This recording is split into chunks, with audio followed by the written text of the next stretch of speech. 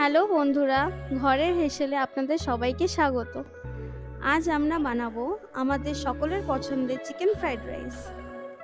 এর জন্য আমরা হাঁড়িতে পরিমাণ মতো জল নিয়ে তাতে গোটা লবঙ্গ, গোটা ইলায়চি, গোটা দালচিনি আর অল্প একটু সাদা তেল দিয়ে জলটাকে ফুটিয়ে নেব।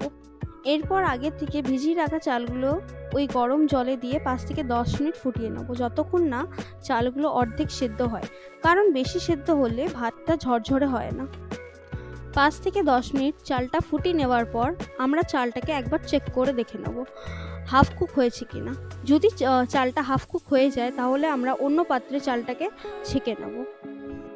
এবার আগের থেকে কর্নফ্লাওয়ার, ডিম, হাফ টিস্পুন আদা রসুন বাটা আর একটুখানি পেঁয়াজ বাটা দিয়ে 30 মিনিটস আগে ম্যারিনেট করে রাখবো চিকেনগুলোকে।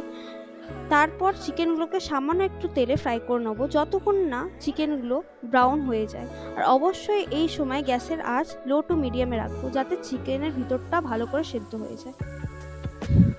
এরপর আমরা তেলে রসুন কুচি দিয়ে ওটা হালকা ব্রাউন হয়ে এলেই পেঁয়াজ কুচি দিয়ে দেবো।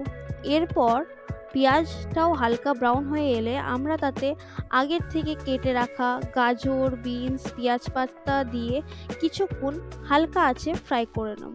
আর তাতে অবশ্যই পরিমাণ মতো নুন আর চিনি দিতে হবে। এই সবগুলো ভালো করে ফ্রাই হয়ে যাওয়ার পর আমরা তাতে আগের থেকে ঝরিয়ে রাখা ভাতগুলো দিয়ে হালকা হাতে নাড়াচাড়া করে নেব। এরপর তাতে আগের থেকে ভেজে রাখা চিকেনগুলো দিয়ে কিছুক্ষণ ফ্রাই করে নিয়ে লাস্টে একটু গোলমরিচ গুঁড়ো ছড়িয়ে দিয়ে নামিয়ে নেব। তাহলেই আমাদের রেডি চিকেন ফ্রাইড রাইস।